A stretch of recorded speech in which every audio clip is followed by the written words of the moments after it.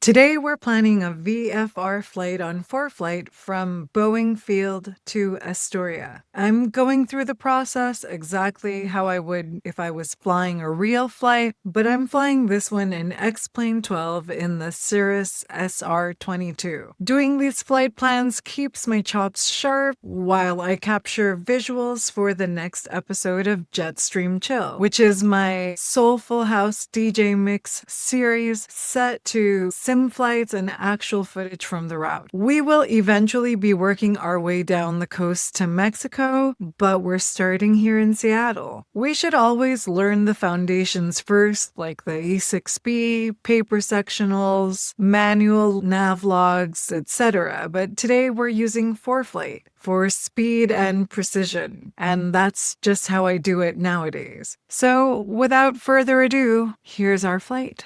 So the first thing we're going to do here is I'm going to choose the map layers that I want to see. So I'm going to choose my aeronautical map and my VFR sectional map. So I zoom in on my departure airport. I tap on it, select it, and click Add to Route. If I click on the flight plan drawer, I can see that Boeing Field is added to my route. Back to the map for now. You might notice that once the airport is in my flight plan as my departure airport, I get the extended center lines depicted on the map. So then I type in our destination airport, and once I press enter and it's added to the flight plan, we can see the extended center lines on that airport as well.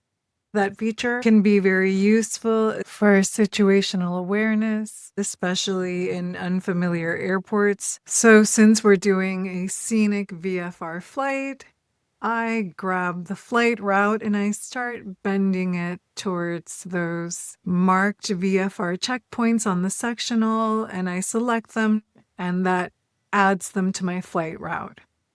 So I do it with each and every one.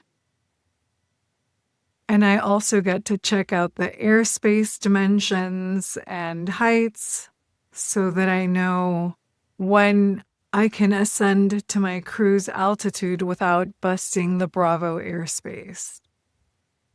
I'm also looking at the heights of the terrain around me, keeping my situational awareness.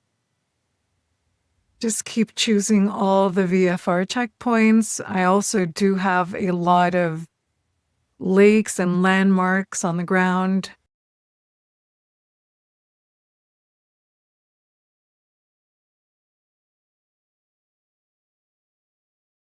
Here's an airport. That's always a great landmark to use when flying VFR. You fly near it or over it depending on the airspace. Here I've got a nice route with landmarks every so often. But I do want to make it all the way up to the coast and then just fly down the coast because it's going to be more scenic. So I'm going to choose KHQM right here. And I'm going to add that to my route. And then you can see I go all the way down to KAST, KAST. And here's my ruler. I am measuring when I am 20 nautical miles out, which is when I want to make sure I've set up and start to make all my radio calls. So I choose my annotation button and I draw a line right around where I would be when I'm 20 miles out.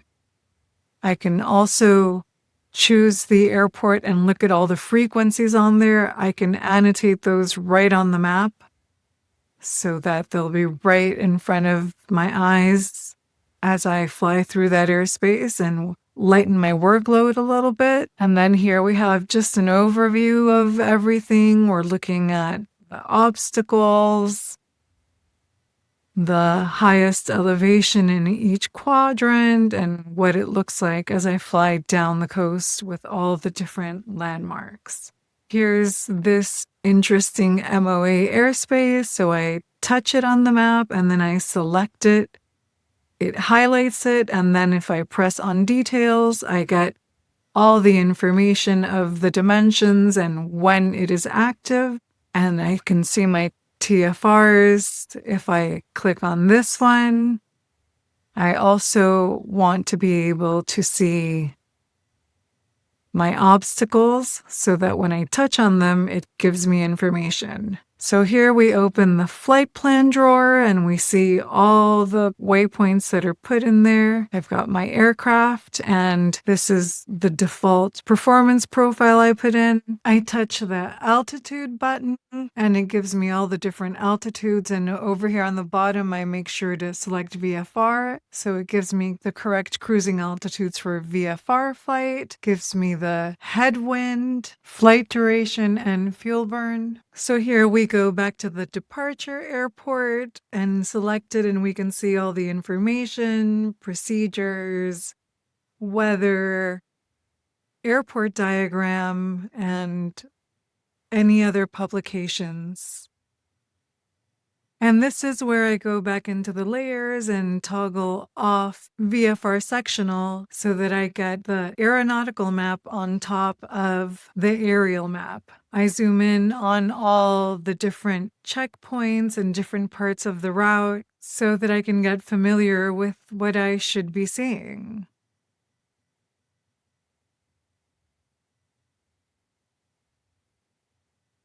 Also, because I've got the obstacles layer on, I can touch an obstacle in my flight path and see information about it.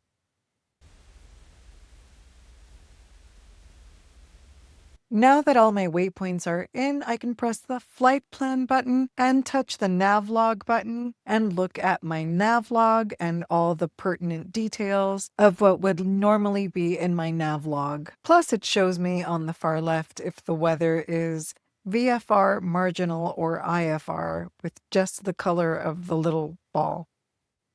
I press the share button and send to flights.